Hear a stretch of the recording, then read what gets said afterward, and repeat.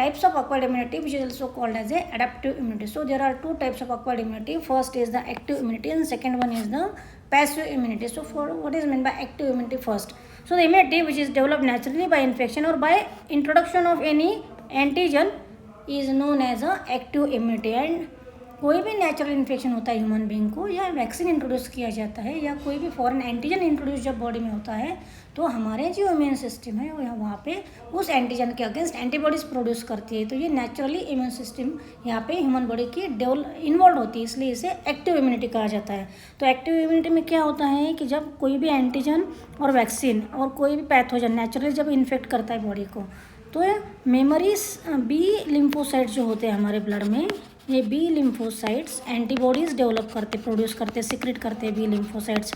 और यहाँ पे बी सेल्स के मेमोरी सेल्स भी ब्लड में तैयार होते हैं.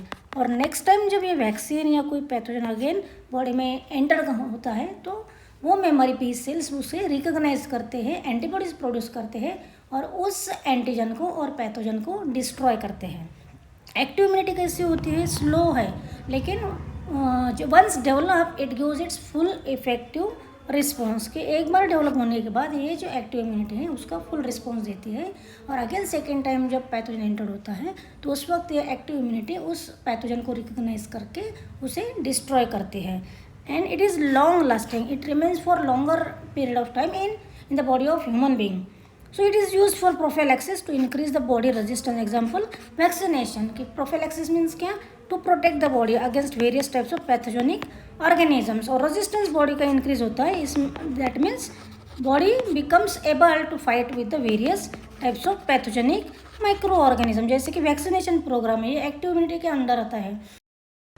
Now passive immunity, it is received passively by the host and the host immune system does not participate. So passive immunity is the type of immunity in which the ready-made antibodies are introduced in the body of the patient.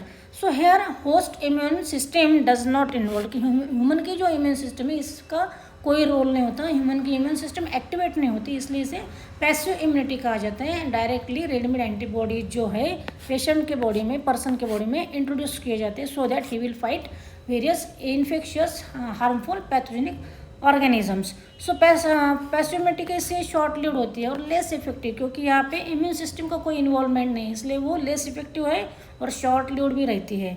It last only for few weeks, it works only for few weeks और few months and but its action is very fast and immediate. क्योंकि emergency कोई case आया है hospital में, किसी patient को suppose tetanus हुआ है, tetanus it is very deadly disease, और ऐसे सिचुएशन में पेशेंट की लाइफ सेव करना है, तो उस वक्त यहाँ पे रेडीमेड फॉर्म के जो एंटीटॉक्सिन होते हैं टिटेनस के अगेंस्ट, जिसे कहते हैं ये एंटीटॉक्सिन क्या है एक्चुअली? एंटीबॉडीज़. तो ये एक्चुअली तो इसे जब इंट्रोड्यूस किया जाता है पेशेंट की बॉडी में, तो that antibodies antitoxin against the tetanus will neutralize the bacteria, they will destroy that bacteria in the body of the patient and the life of the patient will get saved due to the antitoxin. जैसे कि किसी को snake ने bite किया है तो snake के विनम के अगेंस्ट में एंटीटॉक्सिन प्रिपेयर किया जाता है आर्टिफिशियली और पेशेंट के बॉडी में इंट्रोड्यूस किया जाता है. लाइक सच में when emergency cases are there, at that time passive immunity is used to save the life of the patient. Then another example of the passive immunity is the colostrum, which provides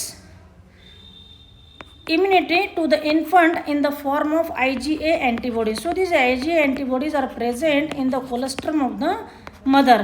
So during initial lactation period, this milk of the mother consists of yellowish fluid, which is nothing but the colostrum, and this colostrum consists of IgA antibodies which protect the infant from various infectious microorganisms. तो यहाँ पे हम जब difference देखते हैं active और passive immunity का, तो यहाँ पे एक्टिव इम्यूनिटी में इम्यून सिस्टम इन्वॉल्व होती है होस्ट की, पैसिव इम्यूनिटी में there is no involvement of the host.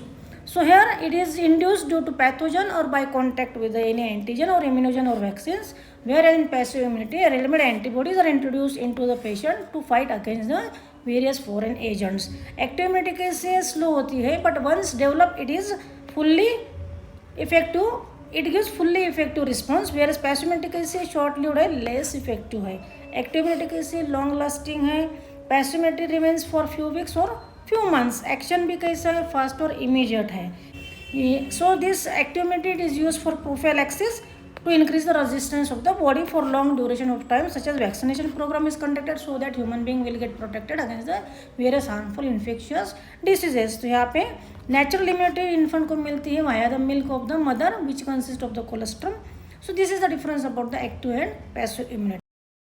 See the diagram showing the two types of immunity, active immunity and passive immunity. So here active immunity, it is naturally developed by infection, that's why it is natural active immunity. Second type of immunity which is developed due to the artificial vaccine, therefore this is a artificial active immunity. So passive immunity, from mother, protection is given to infant in the form of IgA antibodies, and that's why this is a natural passive immunity.